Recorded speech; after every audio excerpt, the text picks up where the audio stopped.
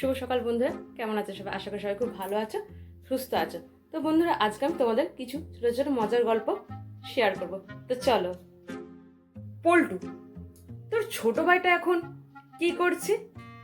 বল্টু কিছুদিন আগে কাপড়ের দোকান খুলেছিল, কিন্তু এখন জেলে আছে। পল্টু: হ্যাঁ, জেলে আছে? তা কেন? পল্টু: কারণ ও দোকানের তালাটা ভেঙেছিল হাতুড়ি দিয়ে।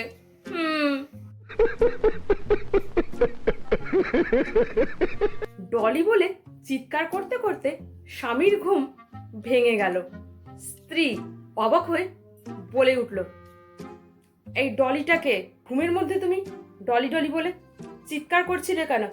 স্বামী হেসে বলল, আর বলো না, শোনো, রেসের সময় ডলি নামে এক ঘোড়ার ওপর বাজি রেখেছিলাম, আর দেখো জিতে গেছি। এই নাও 500 টাকা।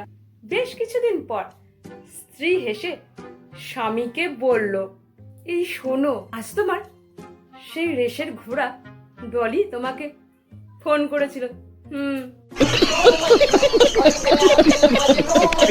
ভুল লেখায় শিক্ষক ছাত্রকে ভৎসনা করছেন।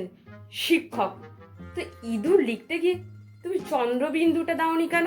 ছাত্র: ওই ইঁদুরটাকে বিড়াল তাড়া করেছিল, ধরতে পারিনি, আর ধরতে না পেরে চন্দ্রবিন্দুটাকে নিয়ে চলে গেছে।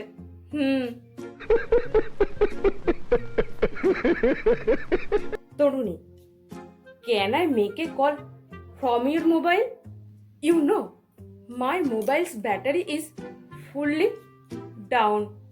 পুরুষ: আপনি বাংলা জানেন? তরুণী: হ্যাঁ, আমি বাংলা জানি।